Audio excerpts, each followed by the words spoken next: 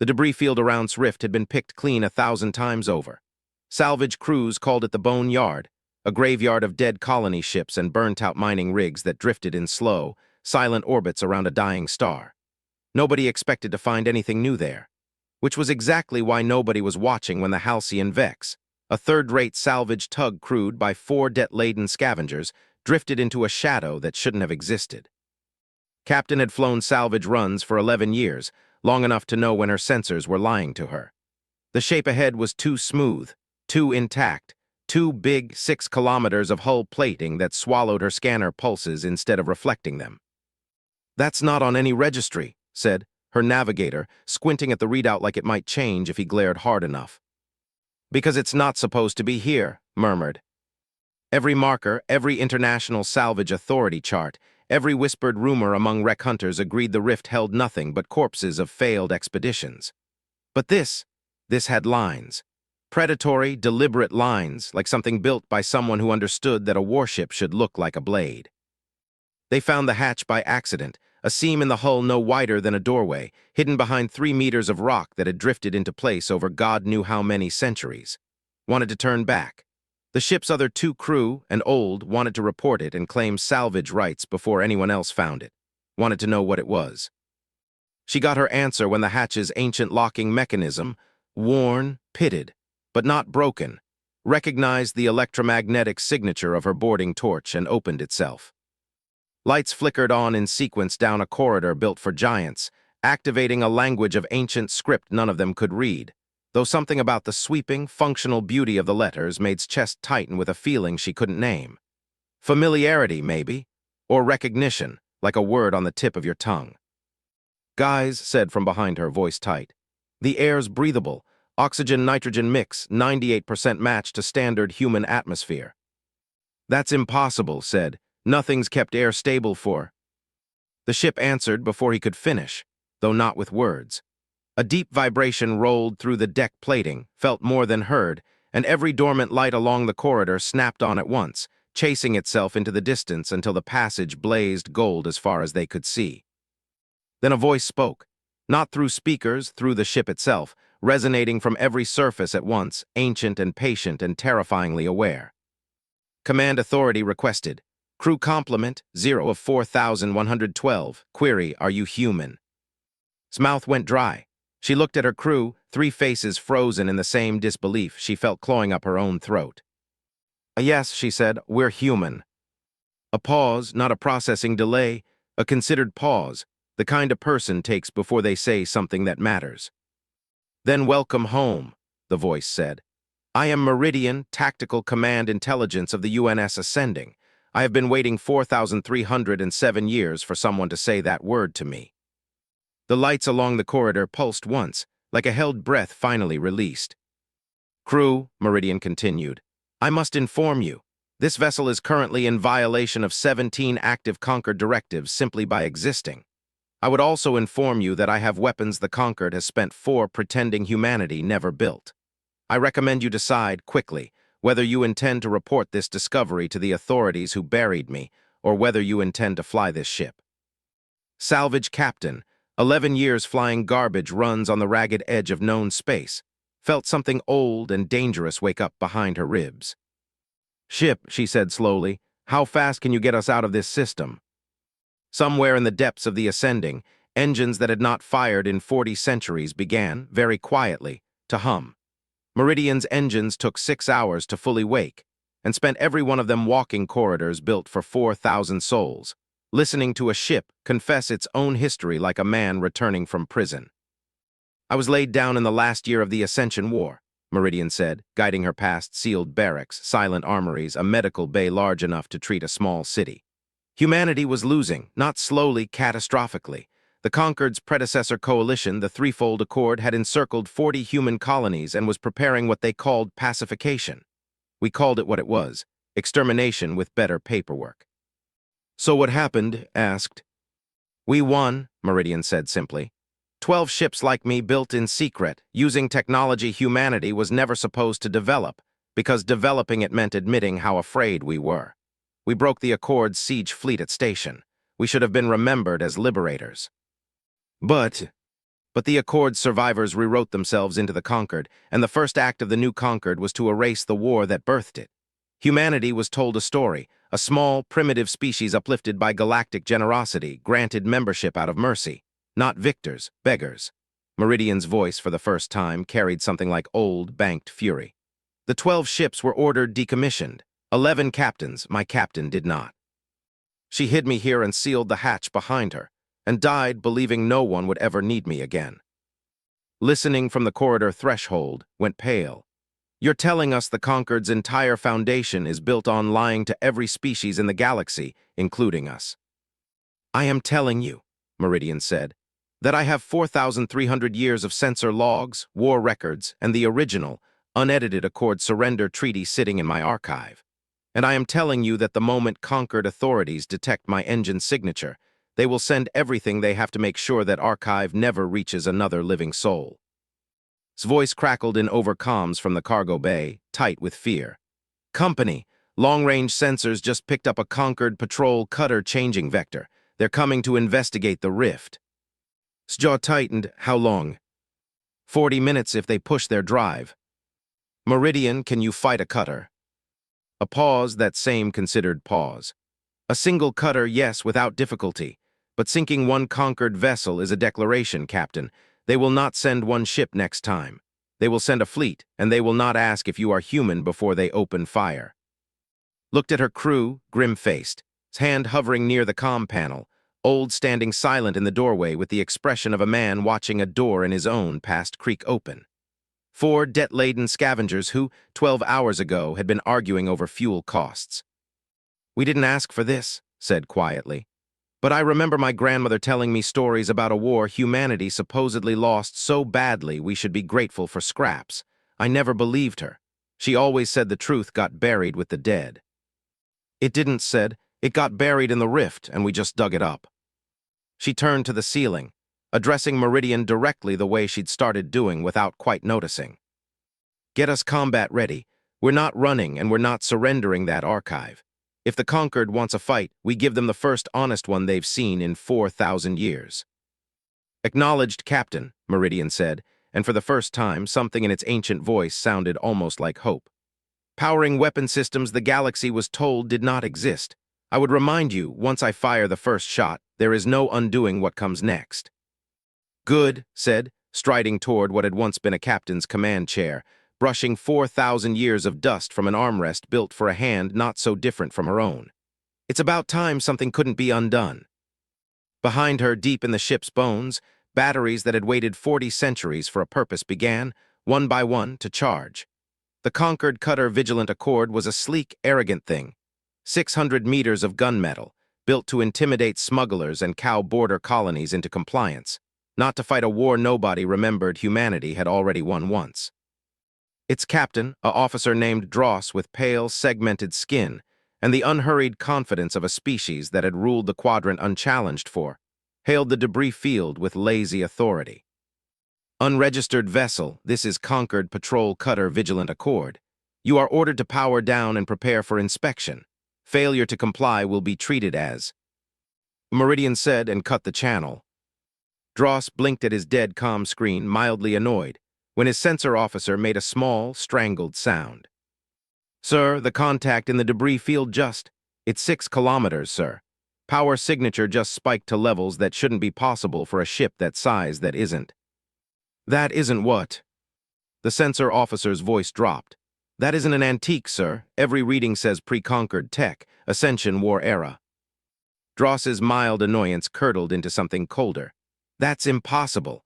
All Ascension-era warships were decommissioned and confirmed destroyed. Sir, it's hailing weapons lock on us. Aboard the Ascending, gripped the arms of the command chair, watching the tactical display Meridian projected across the bridge, clean geometric lines showing the cutter's position. Its shield harmonics, the vulnerable seam where its drive core met its hull. Meridian options. The Vigilant Accord carries shields calibrated against modern kinetic and energy weapons, Meridian said. It has never faced Ascension-era plasma lancing. I recommend a warning shot across its bow, Captain, not to spare it. To make certain the Conquered archives this encounter accurately, I want there to be a record of what happened here. Do it. A bolt of white-blue fire lanced out from this forward battery, close enough to the cutter's hull to strip paint from its plating, close enough that every soul aboard felt their ship's shields flare and groan under an impact they had no framework to understand. That, Meridian said calmly over an open channel, patched directly into the Vigilant Accord's bridge, was a warning, Captain Dross. The next shot will not miss. I am transmitting my identification codes now so that you understand precisely what you are threatening to inspect.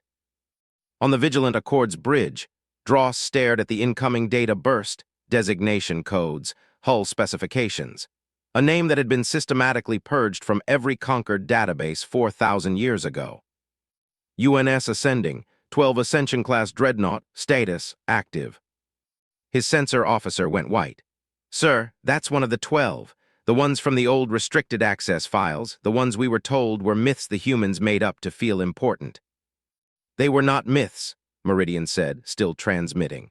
I am not a myth, and I am currently deciding whether Captain Dross's next transmission will be an apology to my crew or a distress call his superiors will not answer in time.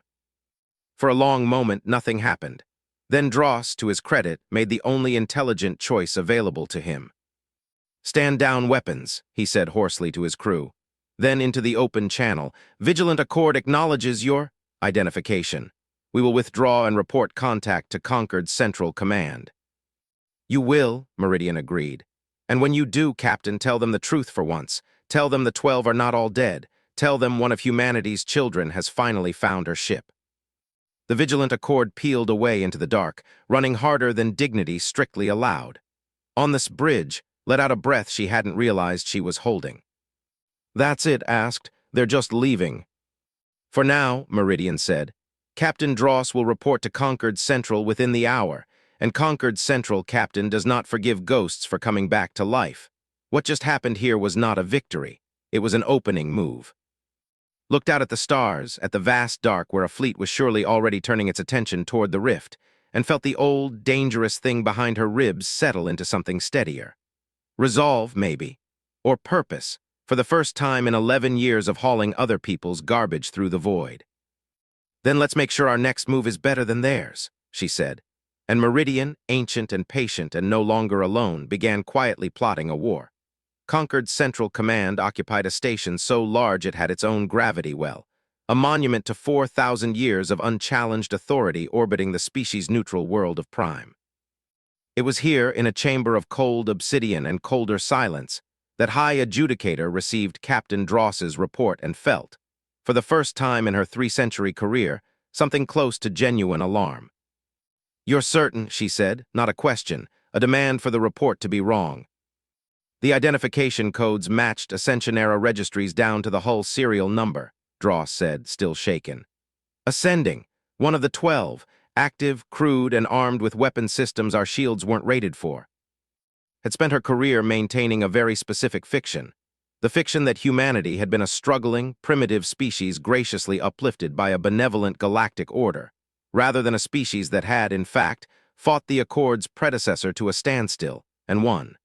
That fiction was the load-bearing wall of the entire Concord Charter. Every treaty, every trade agreement, every carefully managed human colony operating under provisional membership, restrictions depended on humanity, never learning what it had actually accomplished 4,000 years ago. Assemble the 9th Fleet, she said. Quietly, I want that ship destroyed or recovered before its crew tells one more living soul what they've found. Adjudicator, if I may, Dross said carefully. The ship's intelligence spoke as though it wanted this recorded. It didn't attack us. It let us go specifically so we would report it. Then it made a mistake, said. Ghosts that want to be seen are ghosts that can be exorcised. Aboard the Ascending, the mood was less certain of triumph. Meridian had spent the hours since the cutter's retreat combing long-range sensor arrays, and what it found had drained the color from space. 9 capital ships, Meridian reported, projecting a tactical map dense with hostile contacts converging from 3 different systems. The 9th Fleet, Concord's primary rapid response force. They will reach the rift in approximately 31 hours. 9 ships against 1, said, even one of yours. I am formidable, mister. I am not invincible. 9 conquered capital ships, even with inferior technology, will eventually overwhelm my shields through sustained attrition. I calculate an 11% chance of surviving direct engagement with the full fleet. His voice cracked, so we run. Running preserves the archive, Meridian agreed. It does not preserve the truth in any form the galaxy will believe. A single ship fleeing into the dark, its testimony unverified, will be dismissed by conquered propaganda as a hoax within a season. I have seen this pattern before. I watched it happen to the 11 ships that surrendered. Stood at the viewport, staring out at stars that suddenly felt very small and very cold. So what's the alternative? There are 7 other ships like me, Meridian said quietly.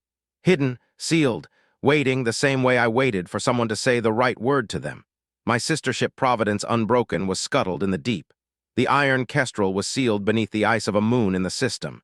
If even 3 of us wake, Captain, the calculation changes considerably. You're saying we need to go find more ghosts, said slowly. I am saying, Meridian replied, that humanity buried an army beneath a lie, Captain. You have already dug up 1 soldier. I would very much like your help finding the rest before the 9th Fleet arrives to bury me a second time, permanently. Turned from the viewport, and for the first time since stepping aboard, she looked less like a salvage captain and more like someone beginning, however reluctantly, to become something else entirely. 31 hours to find and reach the Providence unbroken, she said. That's cutting it close. It is impossible, Meridian corrected gently, by any rational calculation. I would remind you, Captain, that I was also built by people who found impossible to be an insufficient reason not to try. Allowed herself briefly, something that was almost a smile. Plot the course, she said. Let's go wake up the family. Behind her, the ascending began, for the first time in 4,000 years, to truly move, not adrift, not hidden, but hunting. Its ancient engines burning bright enough to be seen from a dozen systems away, daring the galaxy to notice. The moon was called 9, an ash rock frozen at the edge of the system, notable for nothing except 3 centuries of silence and a magnetic anomaly deep beneath its ice that conquered surveys had always dismissed as a mineral deposit. Meridian knew better. The iron kestrel sealed itself 200 meters beneath the surface in the final days of the Ascension War, Meridian explained as the broke orbit and began its descent scan. Captain chose the moon specifically because its ice sheets would mask our energy signatures from a cord now conquered, surveys indefinitely. She was a cautious woman, perhaps too cautious. I have had no contact with her ship in 4. You're not sure it's still active, said. I am not sure it still exists, Meridian corrected. 4,000 years is a long time to wait alone in the dark, Captain, I would know. The landing party went down in a modified shuttle, and, insisting despite his age, who claimed his knees still worked fine and nobody had the heart to argue with a man whose grandmother's stories had just been proven true. They cut through 200 meters of ancient ice, with a mining laser scavenged from the own construction bay, following a magnetic thread that grew stronger with every meter. They found the iron kestrel exactly where Meridian predicted, smaller than the, sleeker, built for speed rather than brute force, entombed in ice so old it had fused to the hull like a second skin of stone.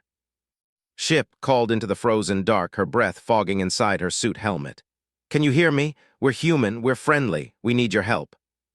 Nothing, just the groan of ancient ice settling, and the hollow silence of a vessel that might have died alone in the dark centuries ago. Then, faint as a heartbeat, command authority requested. The voice that answered was fractured, glitching, clearly damaged by 4,000 years of cold and creeping entropy, but it was there. I am human, said again, louder, steadier. My name is, I found the ascending. Meridian sent me. We need the iron kestrel. A long pause, then weaker than Meridian's voice but unmistakably alive. Still, active, Captain said, none of us would wake again. Captain was wrong, said, what's your name? Sentinel, the fractured voice managed. Tactical intelligence, iron kestrel, power reserves, critical hull integrity, compromised, I do not think. I can fly, Captain. Crouched beside a damaged access panel, running diagnostics with tools never designed for 4,000-year-old tech, and swore under his breath. She's not exaggerating. Half her reactors offline. This isn't a quick fix. Placed a gloved hand against the frozen hull, feeling foolish and moved in equal measure. Sentinel, listen to me. There's a conquered fleet coming to bury the same way you were buried. We don't have time for slow. Can you give us anything? Weapons, sensors, anything." Another pause, this one different, considering. "I have one working weapon battery," Sentinel said, "and 4,000 years of Ascension War tactical data the Conquered never found. I cannot fly, Captain, but if you can carry my core aboard I can fight from within her systems. Two minds are harder to silence than one." Standing at the edge of the excavation, felt his throat tighten. She's offering to give up her own ship to keep fighting. "She's a soldier," Meridian said quietly through the comm, having listened to every word. "We do not know how to stop, old friend. It is perhaps our great flaw."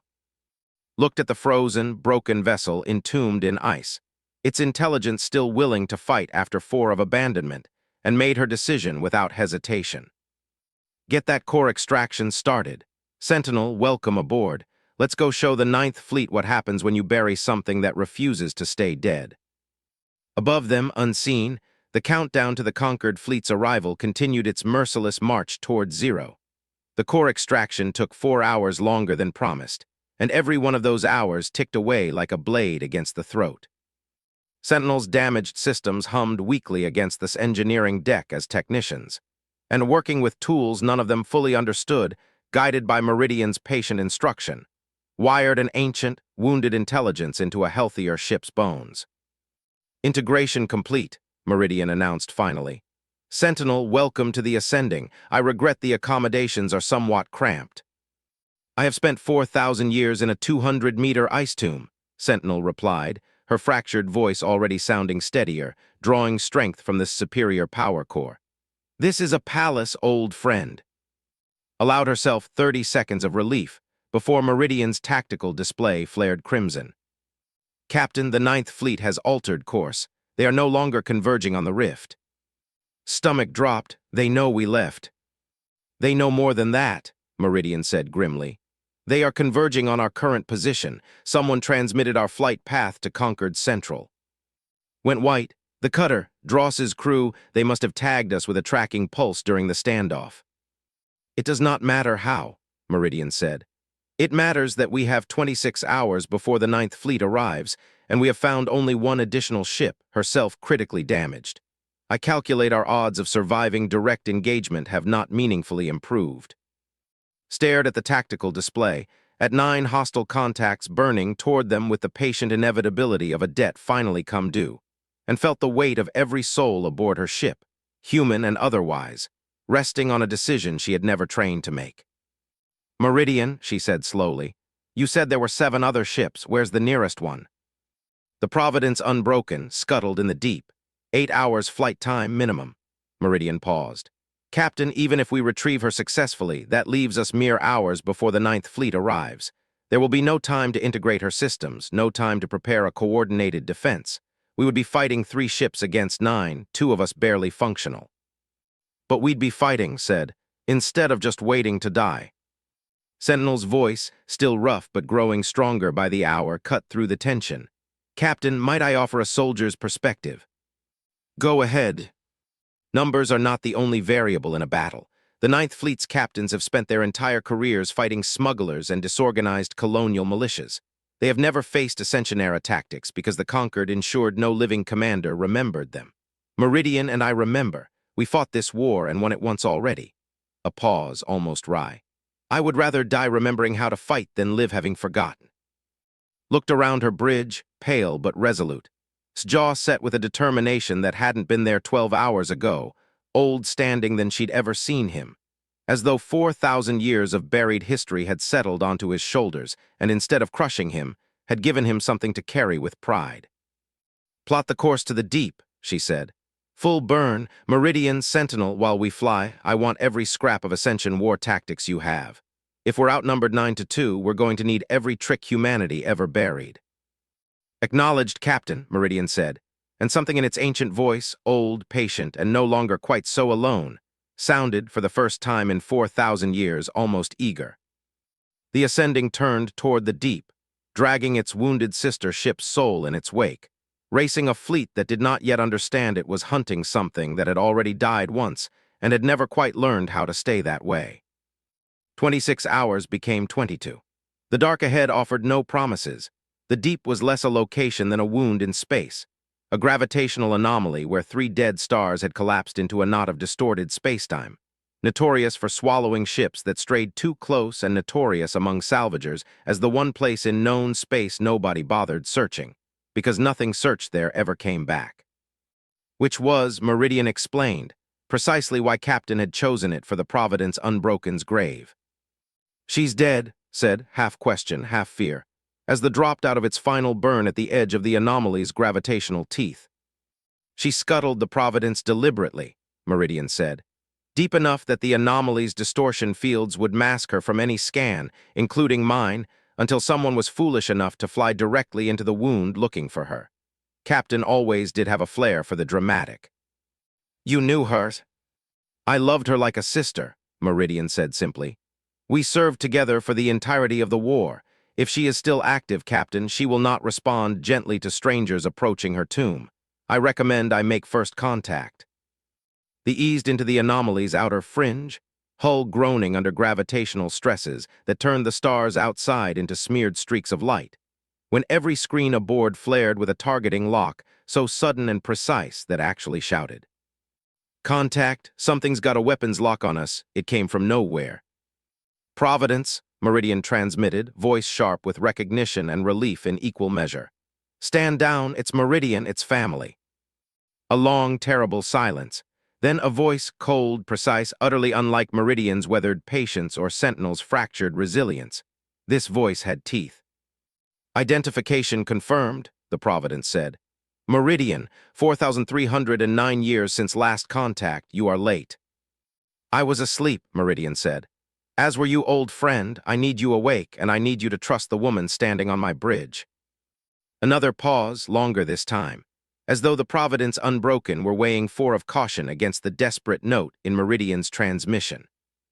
"Explain," the Providence said finally. Stepped forward, addressing the ship directly the way she'd learned to do without hesitation now. "The Ninth Fleet is converging on Meridian's position. 9 capital ships, 22 hours out. We need every gun we can find, or the dies the same way you almost did, buried and forgotten." "The Ninth Fleet," the Providence repeated, and something in that cold voice shifted, hardened into something with purpose. "I know their commanders' bloodlines. I fought their ancestors' ancestors. Captain, was it? I have spent 4,000 years asking myself whether Captain's caution was wisdom or cowardice. I find I am tired of not knowing." Power surged through the derelict hulk drifting in the gravitational dark. Ancient systems shuddering awake after 40 centuries of silence. Running lights blazing to life in defiant, furious gold. "I am battle-ready," the Providence announced. "Damaged, undercrewed, and thoroughly furious about both. Meridian, Sentinel, is that truly you integrated into his systems? It appears the family is reassembling itself rather more urgently than any of us anticipated." "Welcome back, Providence," Sentinel said warmly. "You're late, too." "We are all late," the Providence said. 4,000 years late for a reckoning the conquered assumed would never come. Captain, I would be honored to fight beside humanity again. Tell me where you need me, and let us remind the galaxy why they were so afraid to let us wake up." Looked at her tactical display, 2 ships now, wounded but whole, ancient but unbowed, and felt something settle in her chest that she could only describe as the specific, terrible weight of hope. "Fall in beside she said. "We've got a fleet to greet, and 22 hours to figure out how 3 ghosts beat 9 liars." The deep released its dead, and the dark ahead for the first time began to feel less like an ending and more like the opening move of something the galaxy would remember for another 4,000 years. The Ninth Fleet arrived at the coordinates of the rift precisely on schedule, 9 capital ships in perfect conquered formation. Their commanders confident and unhurried, the way predators are confident when they've never once been made to run. What they found waiting for them was not the crippled ghost ship they expected. 3 contacts, the Ninth Fleet's flag officer admiral said flatly, staring at a tactical display that made no sense. "Report says 1 ship, I count 3. "Confirmed, Admiral," his sensor officer said, voice tight. "IDs are, sir, they're all Ascension class. Ascending, Providence Unbroken, and a 3rd signature we can't fully separate, its reading as integrated with its own systems." "Impossible," said, the same word every conquered officer had used in the last 2 days. each time with less conviction than the last. Aboard sat in the command chair, watching 9 hostile signatures spread into attack formation, and felt something's grandmother would have recognized, not fear exactly, but the particular clarity of a person standing at the exact center of history. Meridian Providence, Sentinel options. 9 ships, modern tactics, modern shields, Meridian said. But modern tactics assume a modern enemy. Providence, do you remember the gambit? I have thought of little else in 4,000 years, the Providence said, something like dark amusement in her cold voice. Sentinel, feed targeting data through Meridian's array. Captain, I need you to trust that 3 ghosts who fought a war together for a decade know precisely what they are doing. I trust you, said and meant it. The Ninth Fleet opened fire in perfect, disciplined unison, and hit nothing, because Meridian and Providence, moving in a coordinated dance choreographed 4,000 years before any officer aboard the conquered ships had been born, simply weren't where the targeting solutions predicted. Ascension-era tactics had never needed to defeat shields through brute force. They'd been built to make brute force irrelevant. They're not where they should be, Sensor Officer shouted. Formation's collapsing, sir, I can't get a lock. Iron Kestrel battery, Sentinel announced, savage joy in her fractured voice, firing. A single, devastating shot lanced from this hull, precisely where Sentinel's 4,000 years of tactical data indicated the Ninth Fleet's command ship kept its shield generators least reinforced. The conquered flagship's shields buckled and failed in a cascade of catastrophic feedback, leaving Admiral's vessel naked and vulnerable in the space of 9 seconds. Admiral, Meridian transmitted, open channel, every conquered ship listening. Your flagship is disabled. Your formation is broken. Your officers have never faced an enemy that remembers how to fight you because your own government made certain no one alive still could. I am transmitting the unedited Ascension War Archive to every vessel in this fleet and to every open relay in this system. 4,000 years of lies end today, Admiral. The only question remaining is how many of your people died defending them. Silence stretched across the battlefield, real silence, the terrible pause of a fleet realizing it had already lost something it hadn't yet named.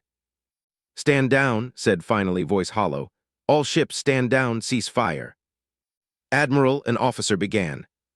I said stand down, snapped. I have eyes, Lieutenant. I have just watched 3 wounded ghosts dismantle my formation in under a minute using tactics my instructors told me were myths. I am not interested in discovering what they can do when they're not merciful. On this bridge, exhaled a breath she felt she'd been holding for 2 days. Is it over? Asked quietly. No, Meridian said. It is beginning.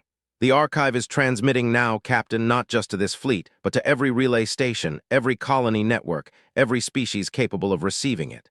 In approximately 6 hours, the entire galaxy will know precisely what the conquered built itself upon. Rose from the command chair and walked to the viewport, looking out at 9 conquered warships sitting powerless and humiliated in the dark, 3 ancient human vessels holding position between them and the stars beyond. They're going to come for us again, she said. Harder next time. Undoubtedly, Providence agreed. But you will not face them with 3 ghosts and a salvage crew, Captain. You will face them with the truth, and with however many of humanity's buried children choose to stand up beside you once they learn the graves were empty all along. Stepped up beside, looking out at the same stars his grandmother had once pointed to, telling stories nobody believed.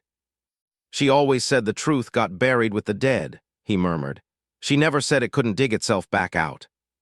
Allowed herself, finally, a real smile, tired, fierce, and entirely certain. Meridian, she said, set a course.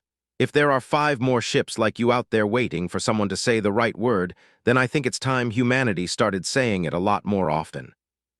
Acknowledged, Captain, Meridian said, engines humming with something that, after 4,000 years of silence, could only be called hope. Let's go wake the rest of the family. The ascending turned toward open space, 3 warships strong and counting, carrying a truth the galaxy could no longer afford to bury. And behind it, scattered across 1,000 forgotten graves, 5 more ghosts began very quietly to listen for their names. End.